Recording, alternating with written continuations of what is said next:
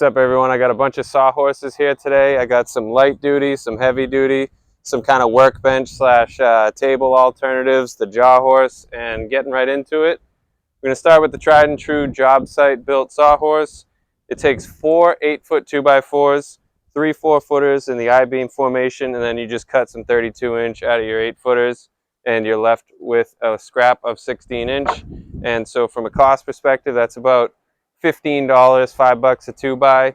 And what's convenient is you can just whip them up with stuff you already have on site, and towards the end of the job, this just turns into blocking.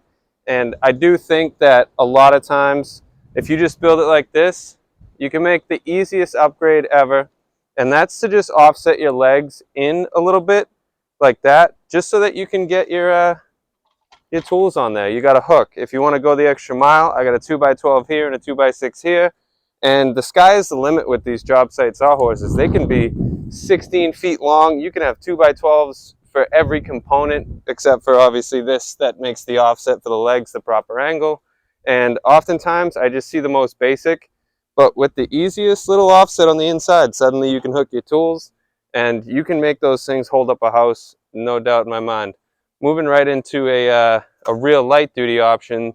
These are the Craftsman that you get at Lowe's. And quite honestly, they're kind of slick, you know. They don't take up a lot of space. Very easy to set up. They click together and they take up about that much space in the truck. So for 15 bucks a piece, oftentimes on sale, not a bad option. Another one from Lowe's, or you know, sometimes Home Depot, I guess.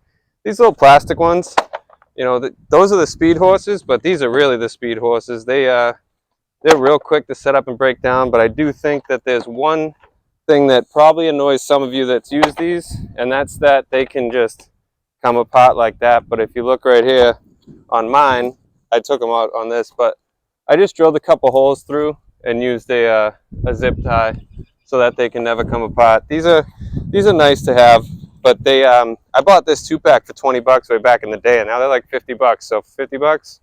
No way. I would never buy those for 50. Some of my favorites, and they're probably obsolete now, are these old school, you know, steel ones that you can just keep replacing the tops to.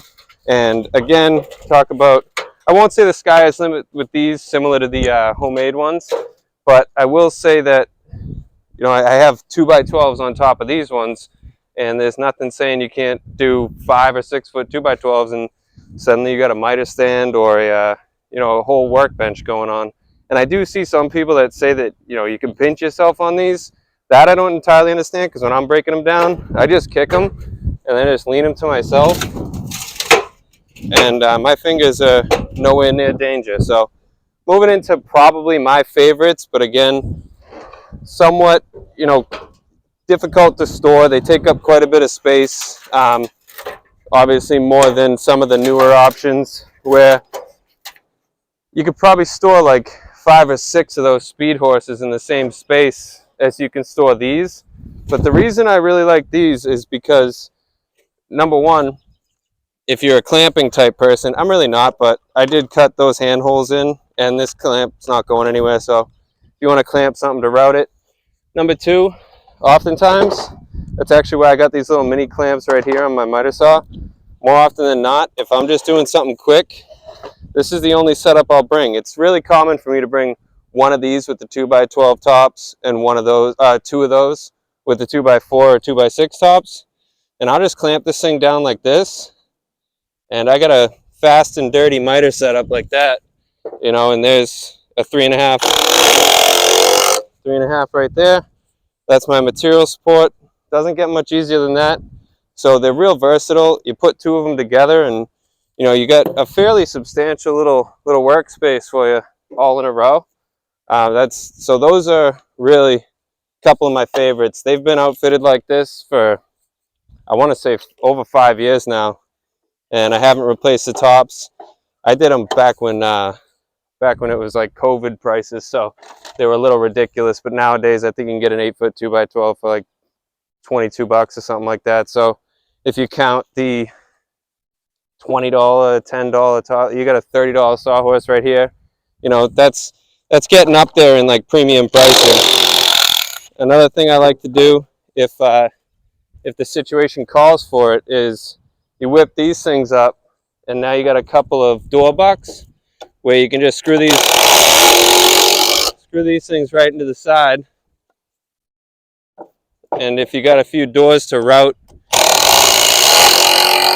and mortise and stuff like that, then obviously you can just put your door right here. Actually, you know what? I'll go grab one right now and show you. All right, so I went and grabbed a door, and if it's, you know, if you're worried about it moving at all, you can get a couple of shims. Obviously, doors 1 3/8, and those are 1.5 inches. If you want to get real nice with it, and you got some real fine doors, maybe they're only getting stained, you want to be real careful, then obviously you want to add some padding to this. But as you can see, got a real cozy setup right here for my my hinge mortising setup and jig, and just now I can route it right here real comfortable, flip it around, come over here. Now I can bore it out and do my striker, and it's just real convenient. So for the cost of 1 2-by, if maybe you're at the lumberyard picking up a few doors that you got to do that to, might be worth grabbing those. On to kind of a dual purpose, or another dual purpose setup, is these are my primary miter stands, but they do make for some great heavy duty sawhorses, and they actually do store together. So if you see these little clips right here, they will interlock with each other, and they don't take up a ton of space if you wanted to carry 2 of them. And anytime I got to do you know, maybe some decking or something that I got to really load these up with heavy weight, and I can't trust, you know, like these plastic horses or something like that, then I'll definitely resort to these. And here's some speed horses, and they, you know, they've gained their traction online.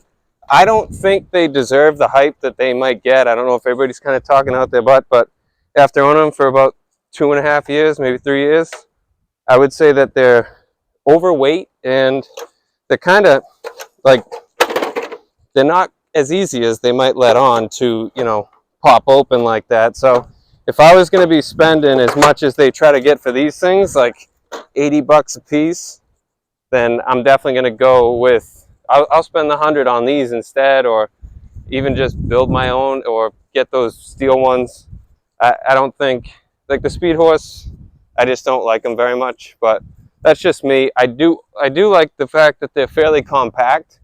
So if I was going to do it again, I would get similar orientation where you get these thin kind of steel sawhorses, but there's plenty of options out there for like $35 or $40, and they don't need to be they don't need to be speed horses, if you ask me.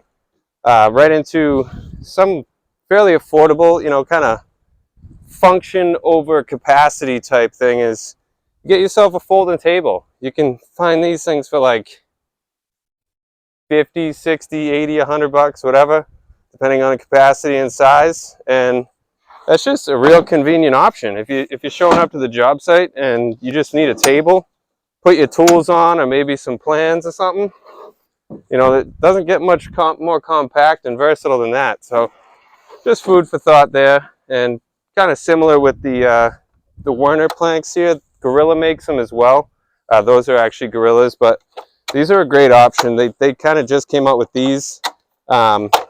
These will interlock with each other. So if I were to leave, it's not supposed to be a review on these, but if I was to leave this down, then this would go into that side over there and interlock into this bar right here, which is kind of cool. I'm a big fan of these work planks.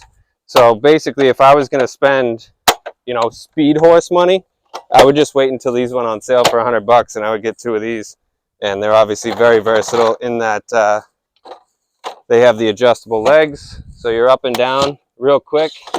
And they have the option to, if you're all the way up on one and the other one's folded in, you can span some stairs, so that's nice. And then just kind of the downgrade of those is the not adjustable ones, which I think I have 7 of these, and they're absolutely awesome. I love them. And maybe if I was like trying to stack up a bunch of something and end up in a cozy spot for me to use my saw, then I would want to start low instead of starting high with a sawhorse and ending high with a stack of whatever I wanted to cut. Maybe I was cutting some 2-inch rigid insulation and I wanted to pile them all up. Then I would want to start low instead of starting high and not being able to reach everything. So I'm going to give you one more setup that I like, and we'll close it out. This is a setup that's been making the rounds for a long time now, and it's just a 2-inch piece of rigid insulation across a couple of your sawhorses, whichever ones you choose, and it's amazing for breaking down sheet goods. So anytime I'm pre-cutting stuff at the house, or I need to break down sheet goods, or if I'm making cabinets or something like that, I always have the 2-inch rigid, and I can cut right into it. The only thing I'll say is maybe you might want to undersize it a little bit, like even just 2 inches all the way around, just so that if you want to clamp your straight edges, you're actually clamping to your 4x8 piece of material instead of dealing with the rigid, clamping into the rigid. But other than that, absolutely awesome. But I won't pretend it's convenient, because not everybody has 4x8 sheet storage.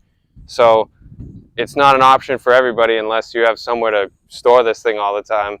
And if that's the case, then if you don't have room for this, then I'll primarily on the job site, I just have 4 2x4s laying across my sawhorses like that, and that's my sheet breakdown area, because it's a lot easier to transport 4 2x than it is to transport a 4x8 sheet. But I almost forgot, actually, this jaw horse. This is something that I can't say that I use. I did buy it. I got it real cheap for like 60 bucks, but I'm pretty sure they're upwards of 200. I'm positive that if I did more shop work, I might make a habit of reaching for this more often than I do now. But in my world, it really hasn't become a staple in my arsenal.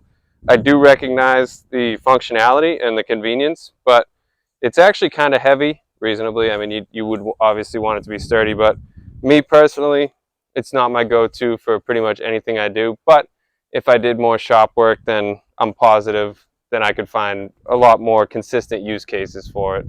That's it, guys. Nothing profound, just some sawhorses here. And if I was going to make any personal suggestions, I would say to learn to make your own. I would aim for 4 feet wide, 4 foot wide, if you're going to put any tops on. And, you know, try to aim for dual purpose. I like my 2x12 tops like that. I like the ones that also double as a miter stand. I like my work planks that either act as sawhorses or, you know, step-ups. And don't sleep on the tables. Those things can be pretty slick if you just need something to put stuff down on. And maybe I'm wrong about the speed horses. Feel free to leave any questions or criticisms in the comments. Helpful input. And yes, that's pretty much it. Thanks for watching.